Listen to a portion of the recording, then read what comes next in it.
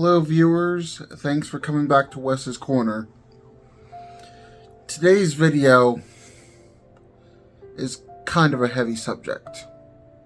It deals with abuse and how you react when your abuser dies, when they pass away.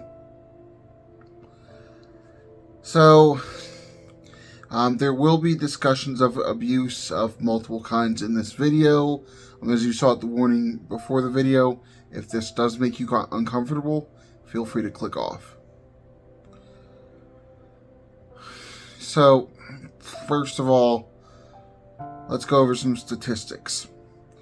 1 in 3 women are victims of abuse. 1 in 4 men are victims of abuse. 1 in 53 boys and 1 in 9 women will be victims of abuse caused by an adult. 82% of all victims under the age of 18 are female. These statistics are from the Domestic Violence Hotline and from RAINN.org. Abuse is a major issue. It's one that's gone on far too long, and it's going far too unchecked, with not enough justice brought to the abusers, with the victims left feeling helpless. Sometimes your abuser dies. How are you supposed to react to that? Well, the thing is, it's hard to say. Emotions are a complex beast. Logic dictates that when your abuser dies, you might feel relief. But that's not really how it works. Because depending on who your abuser was, how close they were to you, how they died, and whether or not you stood up to them or confronted them about what they did to you, determines how you're going to feel upon their passing.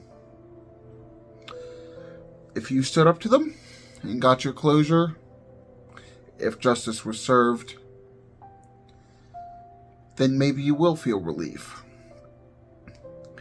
But if they were a family member,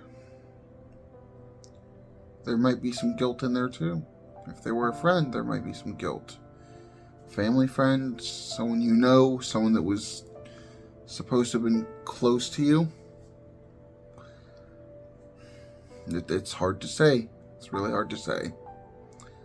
For me, my abuser recently passed away.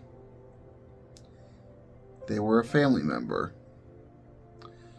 They were a member of the community. They were highly educated. I never confronted them for what they did to me. I never came forward to them about how it made me feel. I never got closure. This happened to me, my abuse that I suffered. I was touched inappropriately from the time I was a preteen, probably 11 or 12, up until my mid-teen years, maybe 16 or 17. I can't really remember. It did eventually stop.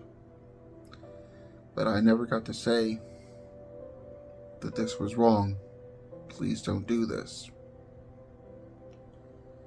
And my abuser passed away not long ago. I never got the chance to say my piece. How did it make me feel? Well, considering they were family and we were close for a time, there was some guilt in there. I did help take care of them for a period of time. They were married for a very long time. They were very well educated, very well known and respected in the community. They had children. I wonder if they did the same thing to their own children that they did to me. So, nothing was ever said. Nothing may ever be said. But it did happen. Now, you might ask, did it affect me? Of course, I'd like to say no, that it didn't, that I'm fine. And in most ways, I probably am. But I do wonder, why me? Why was I chosen?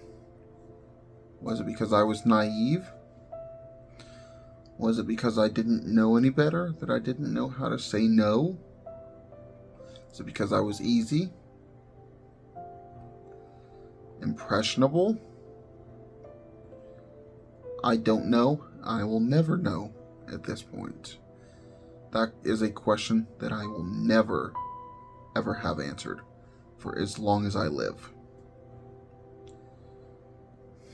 And that sucks. So, I do feel a whirlwind of different emotions when I think about it. When I think about how many years it lasted. When I think about what if it had happened to my own children or someone outside of the family. How would my life have been different if I had come forward when it happened? If I had stopped it then? Would I have broken up the family? Would I have ruined a life?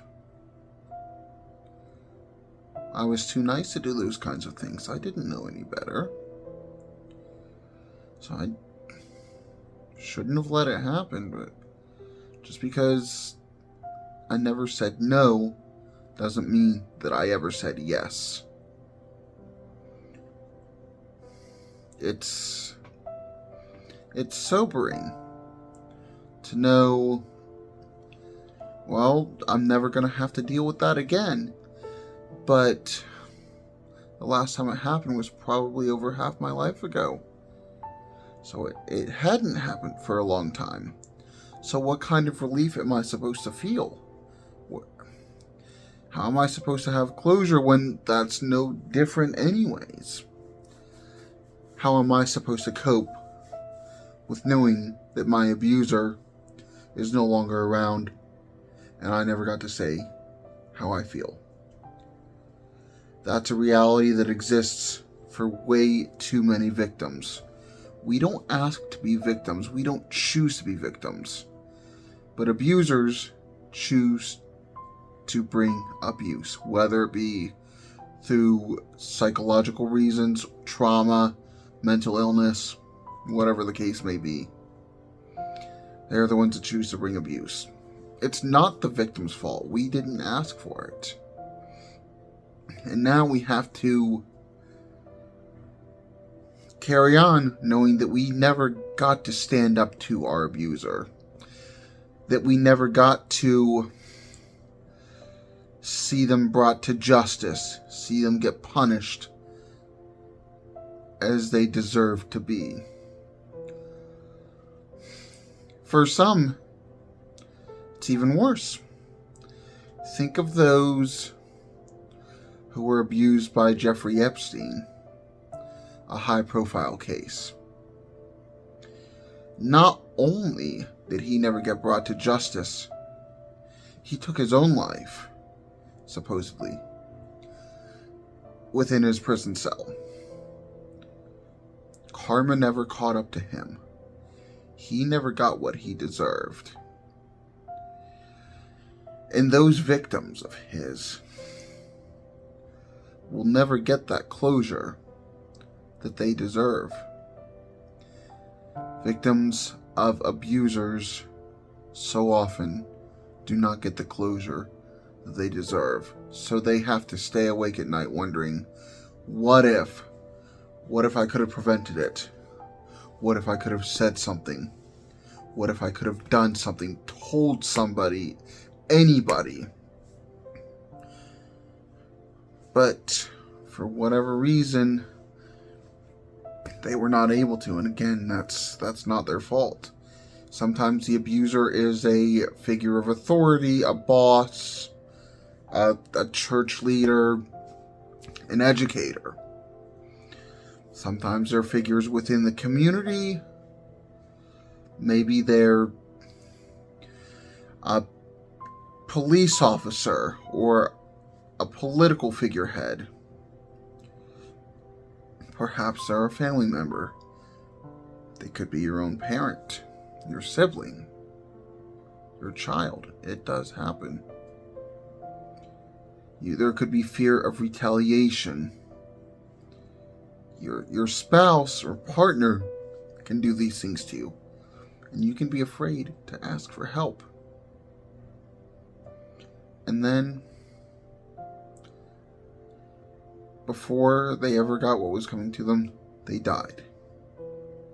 Maybe of natural causes like my abuser. Maybe they took their own life.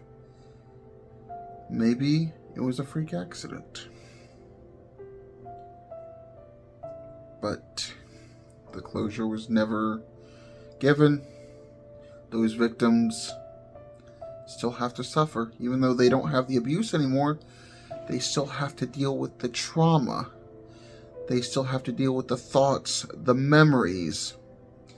If the person was well known, every time the abuser's name is sung with praise and respect, that opens up old wounds within the victims. That brings about pain that they have to continue to suffer. It's hard to talk about in therapy. It's hard to talk about to your close friends, to your loved ones. It's hard to talk about at all. Period.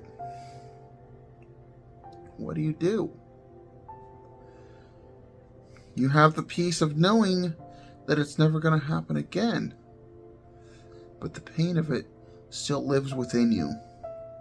You never truly heal from the abuse. Whether it's being touched inappropriately, sexual abuse, whether it's physical abuse, whether it's emotional, mental,